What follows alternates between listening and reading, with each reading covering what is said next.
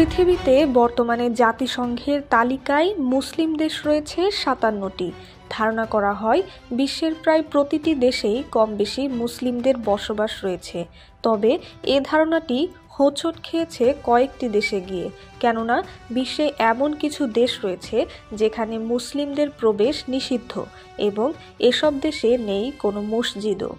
শুধু তাই নয়, দেশগুলোতে ইসলাম ধর্ম প্রচারের ওপর কঠোর নিষেধাজ্ঞা রয়েছে এবং কিছু ক্ষেত্রে মৃত্যুদণ্ডও দেয়া হয়। ইসলাম বিরোধী দেশগুলোর মধ্যে প্রথম তালিকায় রয়েছে ভ্যাটিকান সিটি। এটি বিশ্বের একমাত্র দেশ যেখানে কোনো মুসলিম বসবাস করে না। ইতালির রাজধানী রোমের কাছে ভ্যাটিকান সিটিতে শুধুমাত্র খ্রিস্টানরাই থাকতে পারে।